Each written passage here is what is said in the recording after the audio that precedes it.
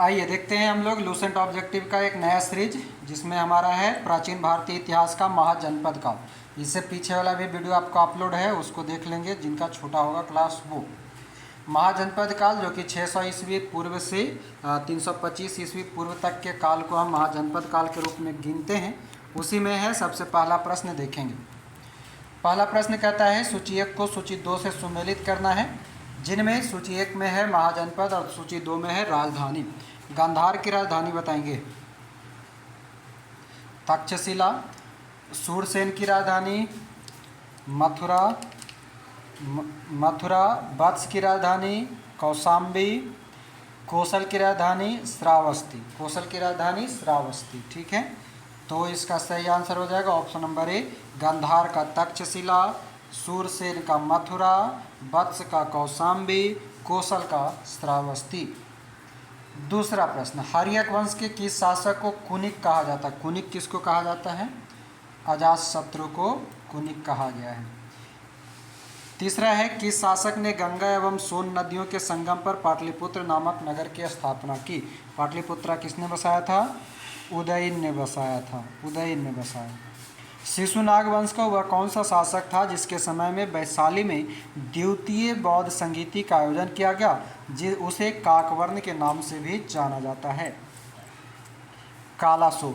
कालाशोक के समय में वैशाली में दूसरा जो है बौद्ध संगीति हुआ, साथ ही साथ उसे काकवर्ण का उपाधि दिया गया है। साथ ही साथ जो काकवर्ण यानी कि कालाशोक जो था वो शिशुनाग वंश से संबंध रखता था।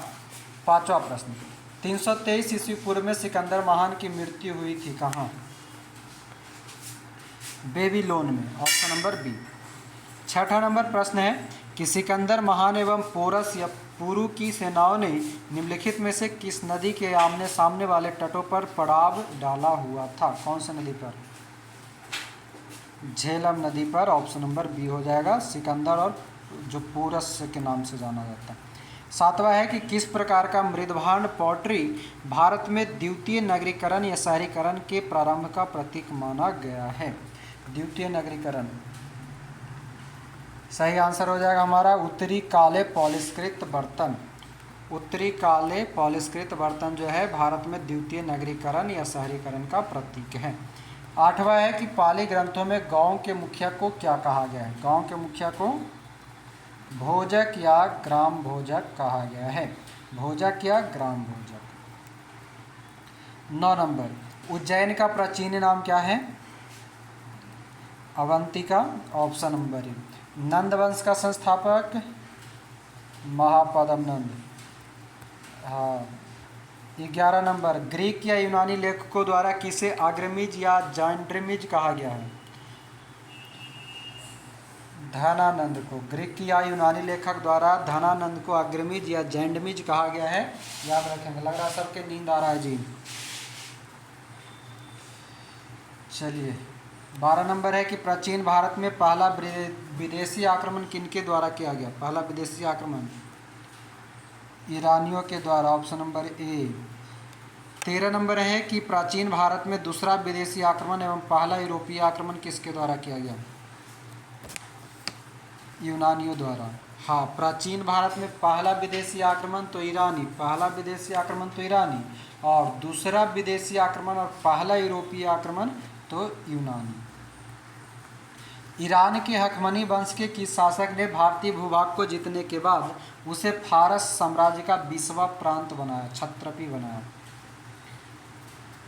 डेरियस या दाराई बाहु प्रथम ईरान के हखमनी वंश के एक शासक है जो कि भारतीय भूभाग को जीतने के बाद फारस साम्राज्य का 20वां प्रांत बनाया। वह था डेरियस या दाराई बाहु प्रथम। 15 नंबर, हाइडेस्पिज या बितस्ता जो आधुनिक नाम झेलम है का युद्ध 326 बीसी में किन किन शासकों के बीच हुआ था? सिकंदर और पोरस के बीच में, ऑप्शन नंबर ए। हाइडेस्पिज का युद्ध या बितस्ता का युद्ध या झेलम का युद्ध। सिकंदर ने भारत पर कब आक्रमण किया? ध्यान रखेंगे 326 ईसा पूर्व, ठीक है, ईस्वी नहीं, ईसा पूर्व। आगे 17 नंबर है कि शासक और वंश का नाम दिया है, मिलान कीजिएगा, ऑप्शन इसका दूसरे साइड होगा। ठीक है। चलिए, बिंबिसार,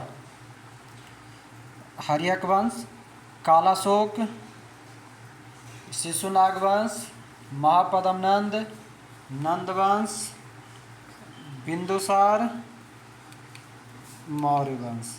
मिला लीजिएगा 1 2 4 3, ऑप्शन नंबर देख लीजिए कितना है, 1 2 4 3, बी नंबर में है।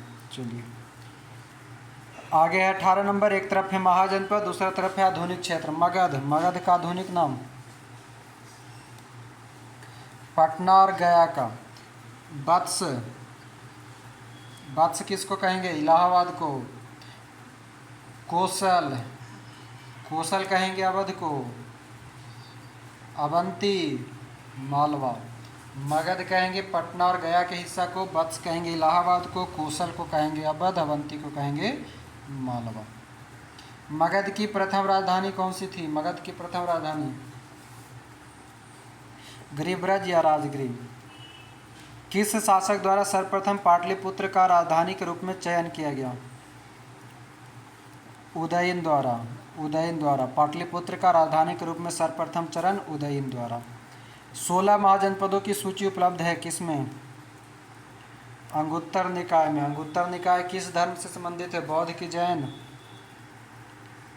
बौद्ध, बौद्ध से। भगवती सूत्र कहेगा तो जैन से। 22 नंबर। निम्नलिखित में से मगध का कौन सा राजा सिकंदर महान का समकालीन था, ज्ञानानंद या धनानंद जो भी है वो सिकंदर का समकालीन था। प्रथम मगध साम्राज्य का उत्कर्ष किस सदी में हुआ था, 6ठी सदी ईस्वी पूर्व में, ऑप्शन नंबर बी। सिकंदर की भारत में सफलता के निम्न कारण क्या थे, क्यों सफल हुआ था सिकंदर। तो भारत में तब कोई केंद्रीय सत्ता नहीं था, उनकी सेना श्रेष्ठ प्रकार की थी, उसे देशद्रोही भारतीय शासकों का सहयोग मिला और वह एक अच्छा प्रशासक था, ऑप्शन नंबर डी। चलिए 25 नंबर। सूची 1 को सूची 2 से सुमेलित करना है। सूची 1 है राजद, सूची 2 है राज्य। सूची 1 में मिलाएंगे प्रद्योत, प्रद्योत कहाँ का शासक था, अवंती का, प्रद्योत अवंती का। उदयन, उदयन कहाँ का, वत्स का, उदयन वत्स का, मगध का कि वत्स का, 25 वत्स, 1 मिनट रुकिए। राजा है राज्य प्रद्योत अवंती का, तो फिर प्रसेंजित, प्रसेंजित हो जाएगा कौशल का, अजातशत्रु मगध का, उदयन वत्स का, ठीक है, option number C, option number C हो जाएगा। चलिए ठीक है आगे। 26 नंबर है कि अभिलेखीय साक्ष्य से प्रकट होता है कि नंद राजा के देश से एक नहर खोदी गई थी, कहाँ, कलिंग में। कलिंग वर्तमान में किस नाम से, उड़ीसा, उड़ीसा को वर्तमान में कलिंग कहते हैं। चलिए आगे, नहर का नाम तो नहीं पता, वो तो झील था, सुदर्शन झील था, नहर का कोई नाम है सुन। आइए 27 नंबर। पहला ईरानी शासक जिसने भारत के कुछ भाग को अपने अधीन किया था, डेरियस। पहला ईरानी शासक जिसने भारत के कुछ शासक को अपने अधीन किया था, डेरियस। 28 नंबर है कि मगध के राजा अजातशत्रु का सदैव किस गणराज्य के साथ युद्ध रहा, बज्जी संघ, वैशाली। मगध के राजा अजातशत्रु का सदैव किस गणराज्य के साथ युद्ध रहा, तो बज्जी संघ या वैशाली के साथ। 29 नंबर। बज्जी संघ के विरुद्ध मगध राज्य के किस शासक ने प्रथम बार रथ मूसल, जो कि एक ऐसा रथ था जिसमें गदा जैसा हथियार हुआ जुड़ा था, महाशिलाकंटक जो पत्थर फेंकने वाला युद्ध में यंत्र था, नामक गुप्त हथियारों का प्रयोग किया, अजातशत्रु। रथ मूसल और महाशिलाकंटक के प्रयोग किया था अजातशत्रु। 30 नंबर। नंदवंश का अंतिम शासक, धनानंद, ऑप्शन नंबर बी। 31 नंबर। भारत में सिक्कों या मुद्रा का प्रचलन कब हुआ, फिर सबके झुकने आवे लगा है,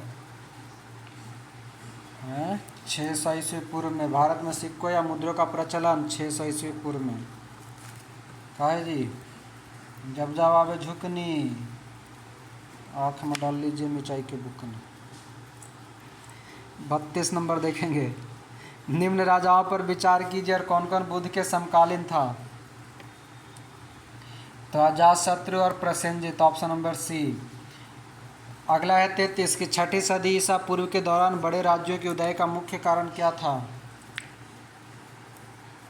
उत्तर प्रदेश और बिहार में व्यापक पैमाने पर लोहे का उपयोग। 6ठी सदी ईसा पूर्व के दौरान बड़े राज्यों के उदय का कारण था कि यूपी और बिहार में लोहा मिलता था, उपयोग होता था। मगध सम्राट बिंबिसार ने अपने राजवैद्य जीवक को किस राज्य के राजा की चिकित्सा के लिए भेजा था। Avanti, option number C. किस शासक ने अवंती को जीतकर मगध का हिस्सा बना लिया। Shishunaga, option number C. Magadh को जीतकर, अवंती को जीत करके मगध का हिस्सा बनाया था शिशुनाग ने। किस मगध सम्राट ने अंग का विलय अपने राज्य में कर लिया, अंग का विलय अपने राज्य में। बिंबिसार। हाँ, ध्यान रखिएगा, अवंती को जीतकर मगध में शिशुनाग और अंग को मगध में बिंबिसार। शिशुनाग ने किस राज्य का विलय मगध राज्य में नहीं किया है। अवंती, वत्स, काशी, किसको, तो काशी को नहीं किया है। 1 मिनट से 30 का डी, हाँ काशी को नहीं किया, बाकी अवंती और वत्स को शिशुनाग ने किया है। काशी और लिच्छवी का विलय मगध साम्राज्य में किसने किया। काशी और लिच्छवी का विलय मगध में अजातशत्रु, अजातशत्रु। 39 मगध साम्राज्य के बारे में कौन सही नहीं है, जो नहीं है, तो इनमें से कोई नहीं। क्या कहता है कि पुराणों व महाकाव्यों के अनुसार इसकी स्थापना बृहद्रथ ने किया था। महापद्मनंद ने, सही नहीं है मतलब कि यहाँ पर सब सही कथन दिया हुआ है, ठीक है। और दूसरा कहता है कि महापद्मानंद ने इसे सर्वाधिक विस्तार प्रदान किया तथा सर्व छत्रांतक, क्षत्रियों का अंत करने वाला एकराट की उपाधि धारण किया। कौन, महापद्मानंद। गिरिब्रज, राजगीर, पाटलिपुत्र, वैशाली क्रमशः इसकी 4 राजधानी है, सभी सही है।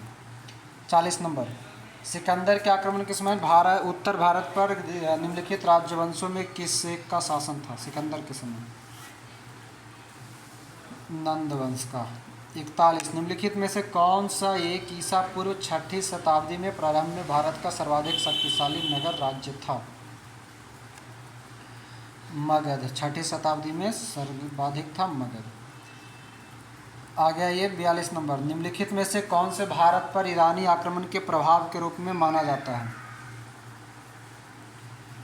तो ऑप्शन नंबर डी हो जाएगा, खरोष्ठी लिपि का प्रचार, अभिलेख उत्कीर्ण करने की कला का प्रचार, ईरानियों की छत्रा प्रणाली का प्रचार, घंटा आकार के गुंबज की कला का प्रचार और स्त्री अंगरक्षक की नियुक्ति, ये सभी भारत पर ईरानी आक्रमण के प्रभाव था। Option number D. और निम्न में से कौन सा एक सिकंदर के आक्रमण का प्रभाव नहीं था, जो नहीं था, तो वह था कि उसने भारत को यूनान की रियासत बनाया। ये गलत है, बाकी था क्या क्या वो भी देख लेते हैं।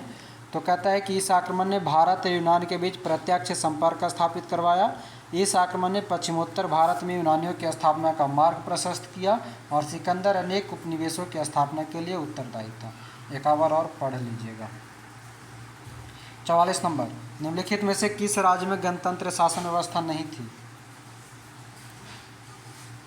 मगध में गणतंत्र नहीं था, बाकी कपिलवस्तु के शाक, कुशीनगर के मल्ल और लिच्छवी, यानी कि शाक, लिच्छवी और मल्ल में जो है गणतंत्रात्मक शासन व्यवस्था था। चलिए आगे, निम्नलिखित में से किसे सैन्य यानी कि नियमित और अस्थायी सेना रखने वाला कहा जाता है। बिंबिसार को सैन्य या नियमित और अस्थायी सेना रखने वाला बिंबिसार। निम्नलिखित में से किसे उग्रसेन भयानक सेना का स्वामी कहा जाता है। महापद्मनंद। उग्रसेन या भयानक सेना का स्वामी महापद्मनंद। 47 नंबर है कि डेरियस या डराई बाहु प्रथम ने 516 बीसी में सिंधु के तटवर्ती भूभाग को जीतकर उसे ईरान का 20वां क्षत्रप यानी कि प्रांत बनाया। उससे कितना राजस्व प्राप्त होता था। 360 टैलेंट। डेरियस प्रथम ने 516 ईस्वी में मतलब बीसी में सिंधु के तटवर्ती भाग को जीता था और 20वां क्षत्रपी मतलब 20वां प्रांत बनाया था, जिससे 360 टैलेंट प्राप्त होता था। कौन सिकंदर के साथ भारत आने वाला इतिहासकार नहीं था? तो हेरोडोटस नहीं था, बाकी निरियाकस, एनोसिक्रिस्टस और एरिस्टोबुलस ये सभी सिकंदर के साथ आया था। महाजनपद काल में श्रेणियों के संचालक को क्या कहा जाता था? श्रेष्ठीन कहा जाता था, ऑप्शन नंबर ए। गृहपति का अर्थ क्या होता है? घर का पति, धनी किसान। गृहपति मतलब धनी किसान, ऑप्शन नंबर ए हो जाएगा। गृहपति मतलब घर का पति नहीं, फिर गड़बड़ हो जाएगा, एगो घर का पति एगो बाहर के पति, दूगो पति हो जाएगा। 51 नंबर, राजा और राज्य। अष्टकूलक, अष्टकूलक कहाँ के था? परामर्शदायी संस्था। महामात्र, महामात्र क्या था? तो उच्च कोटि के अधिकारी। बलि साधक, बलि साधक कौन था? तो किसानों से कर वसूलने वाला अधिकारी, बलि साधक। सौलिक या शुल्काध्यक्ष, सौलिक कहा जाता था शिल्पियों व व्यापारियों से शुल्क या चुंगी वसूलने वाला, ऑप्शन नंबर ए। अष्टकूलक कहा गया परामर्शदायी संस्था को, महामात्र कहा गया उच्च कोटि के अधिकारी को, बलि साधक कहा गया किसानों से कर वसूलने वाला अधिकारी को, सौलिक या शुल्काध्यक्ष कहा गया शिल्पियों व व्यापारियों से शुल्क या चुंगी वसूलने वाला अधिकारी। मगध ने किस प्रारंभिक शासक ने मगध के किस प्रारंभिक शासक ने राज्यारोहण के लिए अपने पिता की हत्या की और इसी कारण वो अपने पुत्र द्वारा भी मारा गया? अजातशत्रु। विश्व का पहला गणतंत्र वैशाली में किसके द्वारा स्थापित किया गया? लिच्छवियों के द्वारा। एक तरफ है महाजनपद, दूसरे तरफ है राजधानी। कुरु की राजधानी इंद्रप्रस्थ, पांचाल की राजधानी अहिच्छत्र, कोसल, साकेत, वत्स, कौशाम्बी। कुरु, इंद्रप्रस्थ, पांचाल, अहिच्छत्र, कोसल, साकेत, वत्स, कौशाम्बी। तो आंसर हो जाएगा ऑप्शन नंबर बी। 55 नंबर, निम्न में से कौन एक बौद्ध ग्रंथ 16 महाजनपदों का उल्लेख करता है? अंगुत्तर निकाय। 6ठी शताब्दी ईसा पूर्व का मत्स्य महाजनपद स्थित था। मत्स्य का राजधानी विराटनगर, हाँ राजस्थान में। 57 नंबर, निम्नलिखित में से किस एक नदी को पहले वितस्ता कहा जाता था? बस्ता झोला में, बस्ता झोला में Vitasta Jhelum, option number B. तो ये हो गया आपका महाजनपद समाप्त। कुल 57 प्रश्न।